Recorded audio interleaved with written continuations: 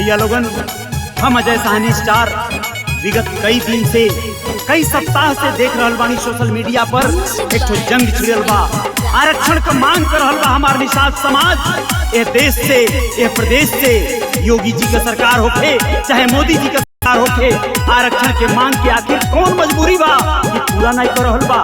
जौन संविधान में हमन का अधिकार है वो अधिकार के पूरा नहीं कर रहल बा। काहे ऐसन हो रहल बा?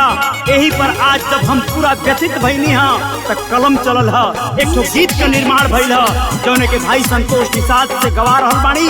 Nishad music and recording studio Mumbai से ये गीत आप लोगों के बीच में जा रहल बा और आरक्षण आंदोलन में बिगुल बजौले का कार्य करी गीत और पूरी तरह से लय म्यूजिक एंड मूवीज के द्वारा निर्मित गीत समर्पित बा हमरे उत्तर प्रदेश के 2022 के चुनाव में निषाद पार्टी जौन क्रांतिकारी बिगुल बजा रहल बा हमनी के माननीय महामना डॉक्टर संजय निषाद जी के हाथ के मजबूत करे बदे भाई संतोष निषाद जी अपने ओजस्वी आवाज में ये गीत आप लोगों के बीच दे रहल बा।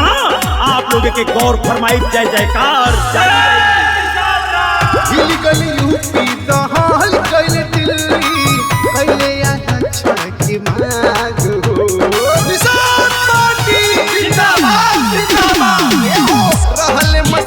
पहले संजय निषाद जी महामना बनली महान हो। कोई हऊ दस जिनका बहु निरस जिन फायदा करी बरियार डॉक्टर संजय के दवैया भाजपा के बनी सरकार बनले निषाद जी के वैया चाहू और वही जय जयकार बनले निषाद जी के वैया।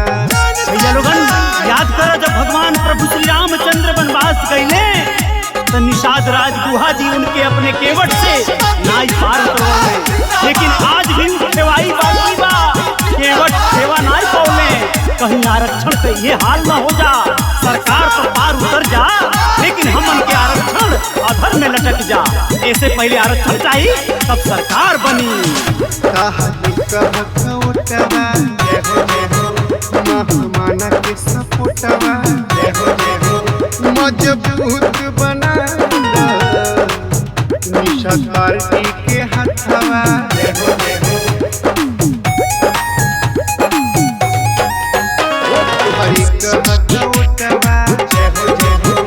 महामाना के सपोटवा लड़ा मिल के लड़ा निषादन के बेटवा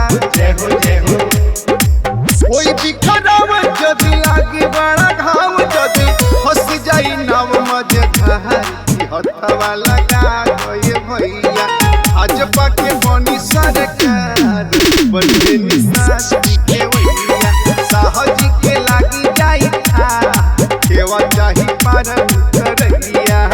रउआ सबे याद करी कि जब भगवान श्री रामचंद्र वनवास से वापस लौटले तो निषाद राज गुहा जी के अपने पुष्पक विमान पर बिठा के अयोध्या ले गई में राज्याभिषेक दिखावे, लेकिन केवट के उतराई नहीं मिलल, वही तरह आरक्षण नहीं मिलल। तब जन जन की लड़ाई आरक्षण दिलाई मिली जुली के तू लड़ सबे हवा भाई भाई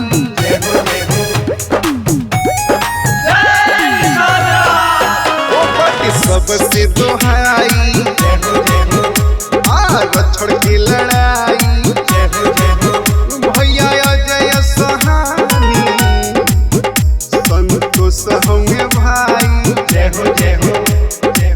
बाईस के चुनाव आइले लाहौर गावे गाँव आइले भैले बने संजय पथवा पार होई भाजपा के नैया चाहिए आरक्षण यही पार नहीं चाहिए बात में के वैया योगी जी बताई अपन ना तो हिलोर मारी नैया।